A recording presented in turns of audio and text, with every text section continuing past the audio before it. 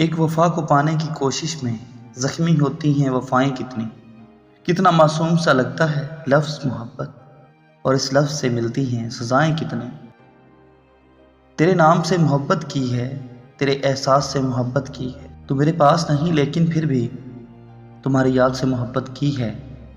तुमसे मिलना ख्वाब में जाना, मैंने तो तेरे इंतज़ार से मोहब्बत की है। हर शाम से तेरा इंतज़ार करते हैं, हर ख्वाब में तुझे याद करते हैं। हम दीवाने हैं तेरी मोहब्बत के, जो हर वक्त तेरे मैसेज का इंतज़ार करते हैं। लेकिन पागल दिल नहीं समझता, मसरूफ़ लोग अपनी मर्ज़ी से याद करते हैं। खुदा नसीब करे उनको दैमी खुशियाँ, अदम वो लोग जो हमको उदास रखते हैं।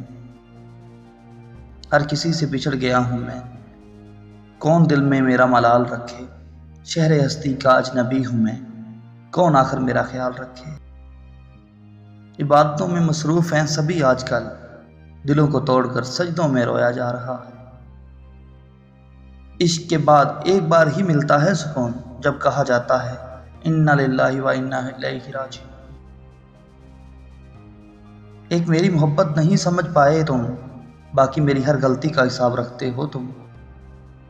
कभी जो कहते थे हम सुकून हैं उनका, अब वो कहते हैं कि हमें बेचैन ना करो। आंखें नम हो गई हैं, दिल में कुछ है ही नहीं, शायद अब ये मौत चाहता है।